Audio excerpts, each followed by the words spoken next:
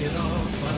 Season's greetings, viewers. Night here with another review for all of you. I've talked about the Muppets a few times this year, so I figured I'd talk about one of my favorite Christmas specials as a child that I don't think gets enough attention. Premiering in 1987 on ABC, A Muppet Family Christmas focuses on how Fozzie Bear has decided to bring his friends home to spend Christmas with him and his mother Emily. I sort of always compare the trio of Kermit, Fozzie, and Gonzo to that of Mickey, Donald, and Goofy. I think them being the main focal characters in The Great Muppet Keeper may have had something to do with that. Fozzie isn't content to just bring his two best friends though. He's bringing half the entire cast of the Muppet Show with him. I think it's sort of nice that not only does Fozzie consider the always grumpy Sam able to be one of his friends, but that Sam even agreed to come. The only character not present in the opening scene is Miss Piggy, who will repeatedly call Kermit throughout the special about why she wasn't able to come along with all of them. Also, some Muppet Show characters like Bobby Benson and Crazy Harry show up at the house later despite not being in the opening scene.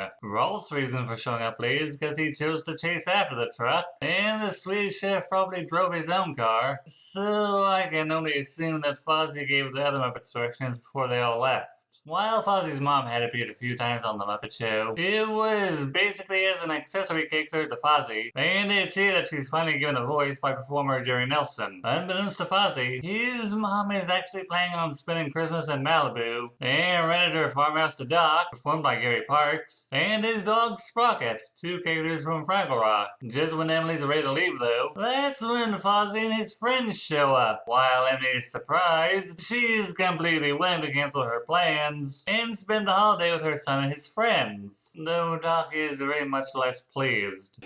You promised me a nice, quiet Christmas. You think you're disappointed? I just took 3 months of surfing lessons for zip. The Swedish chef shows up at the farmhouse, followed by the turkey he intends to prepare for Christmas dinner. Two things I want to point out about this turkey. A, being performed by Steve Whitmire, his voice and personality are basically a more obnoxious grizzled rat, but without the New York accent. And B, this puppet would reappear in the late 1990s, with the eyes readjusted to give him a less sleazy look, as a generic turkey, before becoming Beverly Plume from It's Now on Disney Plus. How did the chef not notice the turkey was right behind him? I don't know. But he seems to take Gonzo's warning semi-seriously enough that this scene happens. This is my dog Sprocket. He is not a Christmas turkey. This make a gobble gobble for news. I don't care if the turkey says the dog is a turkey. The dog is not the turkey. The turkey's the turkey. You turkey. While Fozzie's building a snowman outside, Sid's snowman comes to life, performed by Richard Hunt, and cracks a few jokes with the bear, much to the delight of an audience of woodland creatures that live around the farmhouse. Seriously, Fozzie, what do you think of the weather we're having? It's so cold. How cold is it? It's so cold that when I opened my refrigerator this morning, there was a polar bear inside trying to keep warm. This is probably one of the few times an audience has genuinely laughed along with Fozzie rather than at him. Thinking that the snowman would be a great partner for his regular act, Fozzie wants to introduce him to Kermit, but the throng's attention is elsewhere since Piggy still hasn't shown up. A nice part of this special that I'm sure a lot of people can enjoy is when Scooter shows everyone of the Muppets when they were kids, singing Santa Claus is coming to town. Does this mean that the Muppet Babies and Nanny are canon? Probably not. The writers probably thought that it would just be neat to have all the little Muppet versions of the characters they used back in the Muppets Take Manhattan, but that doesn't make it any less charming. After this, Gonzo discovers that the turkey is now flirting with his chicken girlfriend Camilla. You got some drumsticks there, my fine feathered mama. But Camilla's my girlfriend. You gotta be kidding. You're not even a bird. Fun fact, this isn't the first time Steve has played a character who's hit on the little white hen. You cute little doll. I gotta go on stage now. Before an actual fight can break out, music leads the Muppets outside to see that a good chunk of Sesame Street characters are passing by caroling.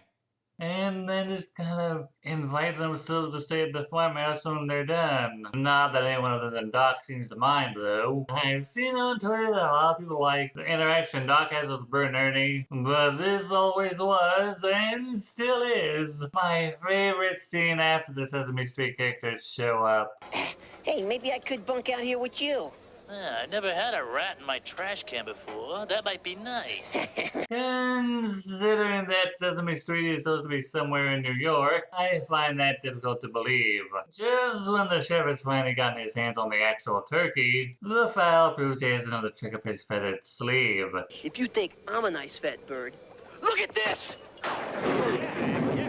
I don't know why, but I've always loved the way that Steve delivers that line. Despite the chef's intentions when he lures Big Bird into the kitchen, he's, of course, won over by Big Bird's genuine innocence and kindness. We don't get any more from the turkey, though. That subplot is just sort of dropped, and we only ever see him in group shots after this. I went on TV tropes, and yeah, not a whole lot of people like this character. It isn't until the 20-minute mark that this special actually does have a serious conflict. There's a terrible storm blowing through, and Piggy has yet to arrive at the farmhouse, causing Kermit to come legitimately worried for her. Wanting to cheer up his best friend and boss, Fozzie tries to introduce Kermit to the snowman, and this is the result. Yeah, come on outside. We'll do our act for you.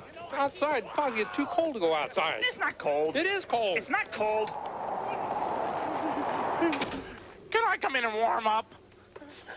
Okay, so it's cold. Unfortunately for Fozzie, the bear's excitement to perform in front of a crowd quickly sours when he discovers that not only have Statler and Waldorf arrived at the farmhouse, but that they're friends with his mother. The result is just as you'd imagine. Seeing how worried Kermit is, Doc offers to go out and find Miss Piggy himself. This special has been a good bit of character development for Doc. At first he's annoyed that he'll have to spend Christmas with this strange bunch of characters who just showed up at the farmhouse he rented, but over the course of the special, he's gradually been warming up to them, and at this point, he's willing to go out of his way to help someone clearly in need. And really, isn't that what Christmas is all about? Offering a hand of kindness? I personally wasn't a fan of the Dog and Sprogman segments on Fraggle Rock when I was a kid, but now I can look back and think that these two were really all the characters from Fraggle Rock we needed for this special. Now, obviously, the writers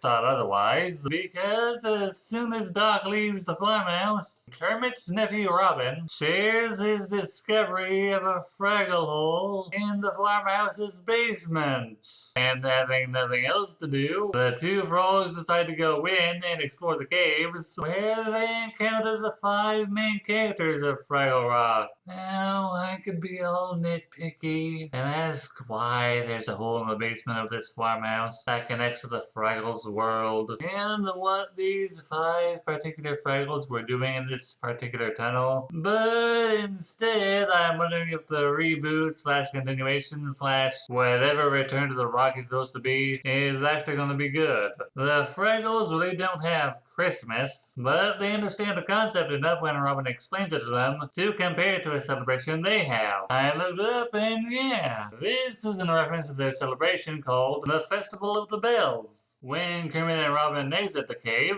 Doc and Piggy just suddenly show up at the farmhouse with a team of sled dogs. According to Doc, Piggy just came across him while he was out looking for her. Personally, I think this is just a little too convenient even for the Muppets, given how Piggy was having a run of bad luck every time the special gets back to her. But hey, conflict resolved! And the next 10 minutes of the special are basically just a medley of carols. This is a really charming little special, and one that makes me remember back to when my family would get together for the holidays, or just felt like visiting. While I may be a bit of an introvert, I can't deny that as a kid I always enjoyed visiting my extended family, and I even remember taking this VHS tape with me when visiting my cousins for Christmas. A Muppet Family Christmas is available on YouTube, so if you're a fan of The Muppet Show, Sesame Street, or Fraggle Rock, I recommend checking it out this holiday season. This is Night saying, thanks for letting me share my thoughts. Please share yours with me.